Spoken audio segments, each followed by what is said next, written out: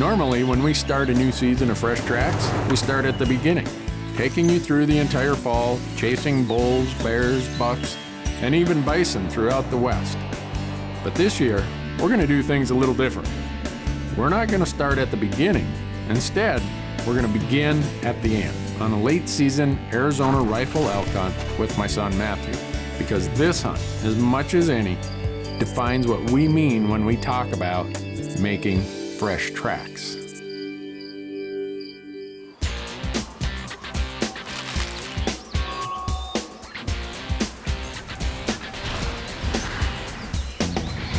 Believe it or not, this is Arizona.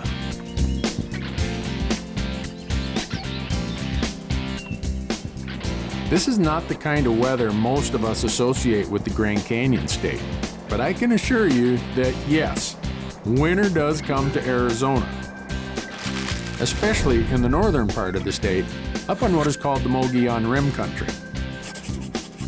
I'm 3 days early for this week-long, late-season rifle hunt with my son Matthew, and I hope to locate a few bulls before the season opens. And it doesn't take anywhere near 3 days to get my first look at a good bull. This is the very first morning of my scouting. I walked into this spot, I looked at it on the map, and said, you know, this canyon here looks like the kind of place bull elk would hang out. And if it was opening morning, we'd be done.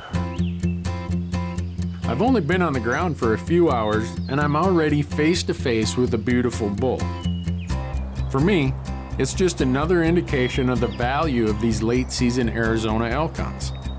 Most hunters want to hold out for what they consider glory hunts, tags that are nearly impossible to draw. But by applying for late season hunts like this, or what some would consider less desirable units, I'm on my third Arizona rifle hunt in 5 years. And the first two were amazing successes.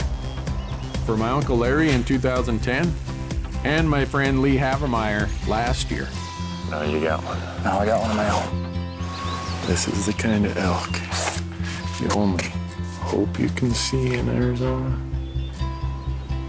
He is a whopper. Holy smokes. Mercy, look at the length on those tines. Tell you what, folks, if you can shoot enough like that, you shoot him every chance you get. He's 800 yards away. He's in this little canyon pocket that, man, if he stays there for another day and a half, it would be a fun one to shoot. Look at the hoofda. I suspect he would be the biggest bull anyone in my family has ever shot. And he would surely be the biggest bull we've ever killed on our TV show. Too bad this is a scouting day. We all know that a bull today doesn't mean a bull tomorrow. I'm feeling lucky to be finding bulls like this. Matthew and the cameras can't get here soon enough.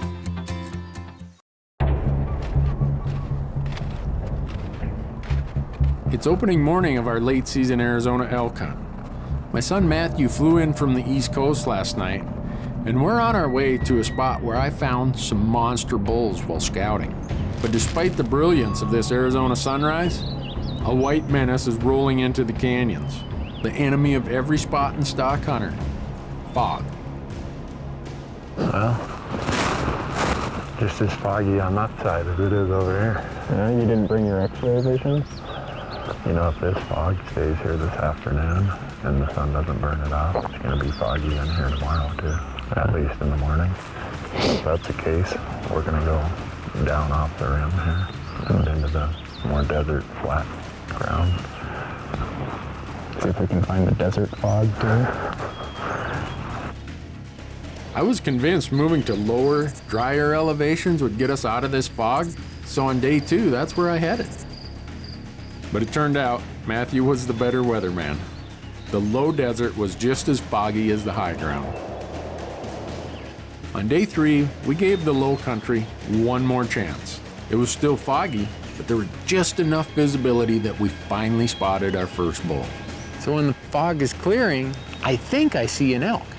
Then the fog blows in, I can't see. Then it clears off a little bit, and through the spotting scope, I am sure I've seen an elk. And finally, the sun's getting a little bit higher, where even through the fog, you can make things out a little bit. And now I can see this is a bull. I'd go about 500 yards to get within there. So through the spotting scope, I'm telling Matthew, I think this is a good bull, but you look and see. I mean, I'd shoot him. Would you? Yeah.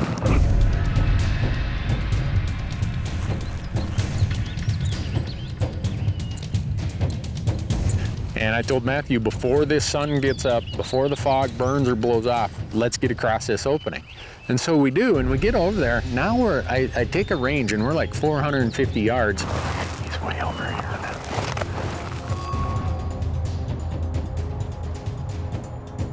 And we're going and going, and I stop because all of a sudden, like, I don't know, 8 or 10 mule deer stand up in front of me. I'm like, come on, get out of the way, get out of the way. The mule deer out there is staring at us.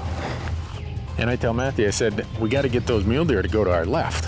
And so we're trying to get around them, and no, they decide, no, we're gonna go down and up, and we're gonna go and run over there by where that bull is. And when that bull heard that, the last picture I have of that bull is he just turned and he's looking at what's got those mule deer on the run. Finally, in all this fog, we get a chance. And what are the odds that it's gonna get messed up by a herd of mule deer? Well, looks like the odds were pretty good. All the luck. A group of mule deer run over and spook him out. I know we would have killed that bull. We were paralleling, and that last reading we got was 420 yards. Next time. Next time Newberg. Is that what they call you now? Yeah. No, usually they call me next year Newberg, because I would say next year. Yeah, they may call me next year Newberg, but with 3 days left on this hunt, I don't plan to wait until next year to kill an Arizona bull.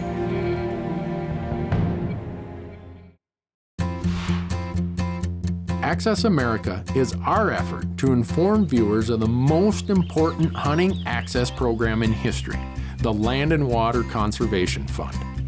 The Land and Water Conservation Fund is a 50-year-old program that uses offshore oil and gas royalties to provide hunting and fishing access. This program has provided public access to millions and millions of acres of land in every state. This season, we'll be telling you more about the Land and Water Conservation Fund and the benefits it provides to hunters, and hopefully encourage you to support the program that is supporting you. For now, let's head back to northern Arizona as we chase elk on the Coconino National Forest.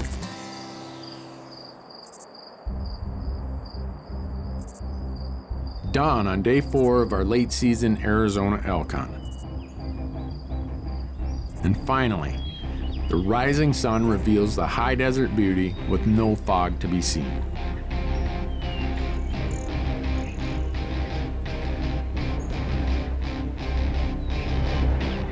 After 3 days of poor visibility, Matthew and I finally get our chance to scour the area for the huge bulls I saw while scouting.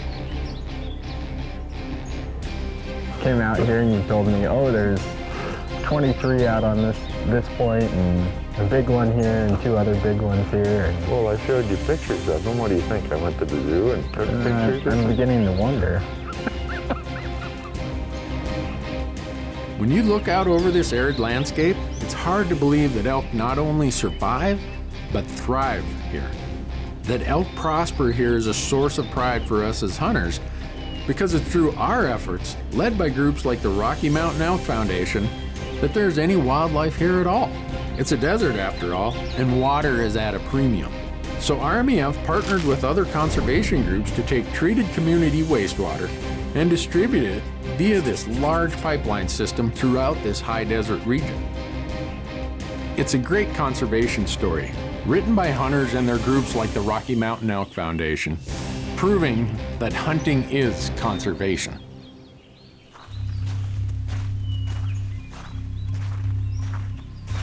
I told Matthew, I said, you know what? I don't know what else to do. This low country's got too much hunting pressure now. We're going back up on the rim. And I don't care what the clouds are doing, what the fog's doing, whether we gotta just walk every finger in those canyons and just jump shoot them or whatever, we're gonna find a way to go up there and locate those bulls that I saw while I was scouting.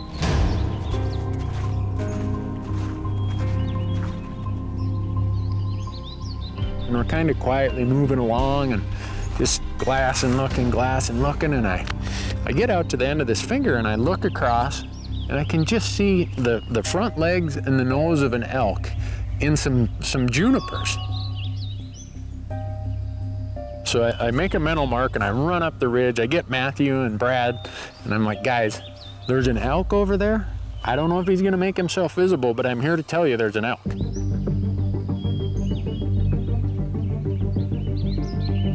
Get the spotter set up, and pretty soon he feeds out. And it's a big bull. And he's feeding, and even though we know he's there, and we got the rangefinder and it's 470 yards, there's times you can't see him. He's living a charmed life, Matthew. Don't ask me how an elk can walk 200 yards across a hillside and for about 99% of his time still be obscured by brush. But this guy's figured it out. One thing that has me excited is I look down below where there's this rock ledge and I range that. I'm like, that's not even 400 yards. And his little buddy, a little busted up 6x6, is feeding along that edge down below. And I'm like, oh, please come down here, Mr. Big, come on. I think time's on his side now. But it's getting dark and all that's going through my mind is, you know what? That bull is now feeding away from us. Instead of 470, he's closer to 500, and he's undisturbed. If we come back in here tomorrow, there's nobody who knows about him. I'm thinking we don't want to take a risky shot. What do you think, Matthew? Yeah, I think we should probably just hold off until tomorrow. I think you're right. And I know Matthew's made shots like that before, but why take the chance? Why not just back out, come back in the morning, and get a better shot? Mr. Bull, you have no idea how lucky you are. And when we left there, we were on cloud 9. We have found a bull that I have no idea how big he is, other than I would shoot him on any tag I've probably ever had. And he's in a little canyon that only we are hunting, and we know where he is.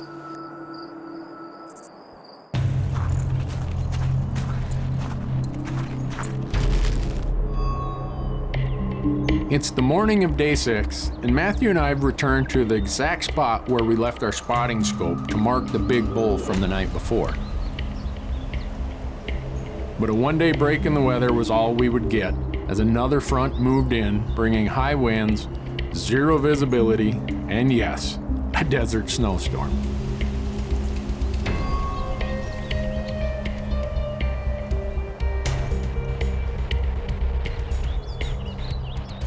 But try as we might to glass through the blowing snow, the bull was nowhere to be found, and we'd lost yet another day to the weather.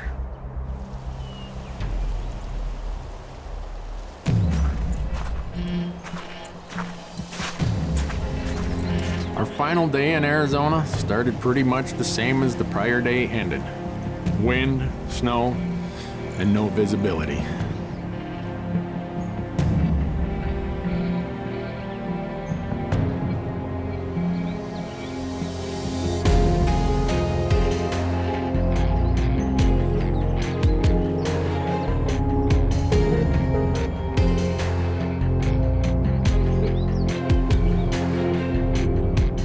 Finally, with only a few hours left in our hunt, we spot a small bull and we roll the dice, splitting up in hopes that one of us will get a shot.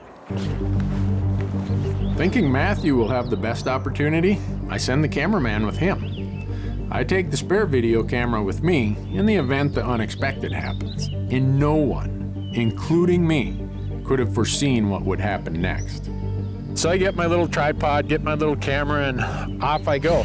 I get over there, and I am looking, and it seems like that bull should be right below me. And so I sneak around the rock pile and I look, and there's an open face across from me about 400 yards, and I'm like, man, I think I see an elk over there.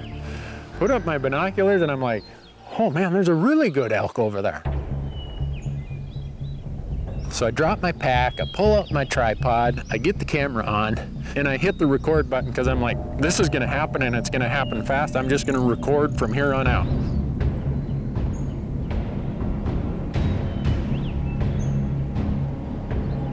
"300 yards for someone who shoots as much as I do, this is not a really difficult shot. And like everybody tells you for shooting, you always hold for the exit on a quartering shot. And that's what I'm doing. I'm holding for an entrance right behind the last rib and exit right out here. And I'm just sitting there. I'm like,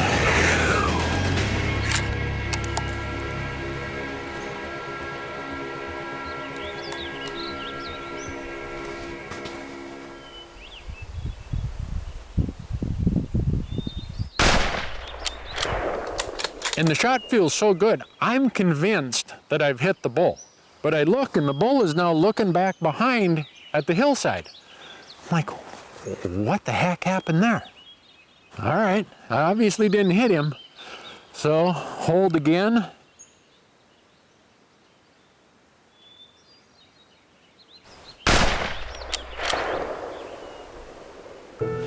All of a sudden, that guy takes off like he's been electrocuted or something. I'm like, yes, got him. And I get over there, and in the snow, I see his tracks. I find a few little hairs there, but no blood. I'm like, how can this be? I follow his tracks, no blood. Well, he's going downhill. Maybe I hit him and he's just bleeding inside. Follow his tracks. Finally, after about 300 yards of following his tracks, I don't find any blood, not any. And all of a sudden, I get hit by this wind. And I'm like, Randy, you idiot. I didn't hold for a 20-mile-an-hour crosswind. If you look at the federal ballistic charts of what a 10-mile-an-hour wind drift does to this bullet at 300 yards, 6.9-inch drift. Okay, take a 20-mile-an-hour wind, it's almost lineal. I'm gonna have between a 12 and 14-inch wind drift at that distance. And where did my bullet hit? It drifted about 12 inches to the right in that wind. So I take my camera out, I turn it on, and I review the shot again. And the first shot goes just a little bit, you can see it goes right in front of him. Second shot, if you look real close, you're gonna see in the footage that little pinion limb. I hit it, and you see that limb fall. You gotta be kidding me. And what's so frustrating to me is not the fact that this is probably the biggest bull I've ever shot at. Not the fact that, hey, this would have made a great episode, but Matthew and Brad had worked so hard for 6 days. They had hiked and put up with frustration and got up at 4 in the morning, you know, dealing with cold and wind and snow and fog. And when I could have put the big bow on the package, I screwed it up. Well, you suppose that bull will get shot next year? I don't know. Are you going to come back next year? I don't have enough points to draw tag. Yeah. You might live then. If you take one thing away from this episode, it's not about hunting elk. It's about the fact that my son and I allocate a week every year that nothing gets in the way. We're going hunting. Even though we live 2,500 miles apart, we're going hunting. When I reflect back on a season of wonderful hunts, that week with him is the week that always comes to my mind first of all those memories. Don't take it for granted. Take the moment of today and go do it. And go do it with someone you love, because if you do it with someone special, like me and Matthew, it doesn't matter if you miss the biggest bull of your life, it's gonna be one of the greatest weeks of your life.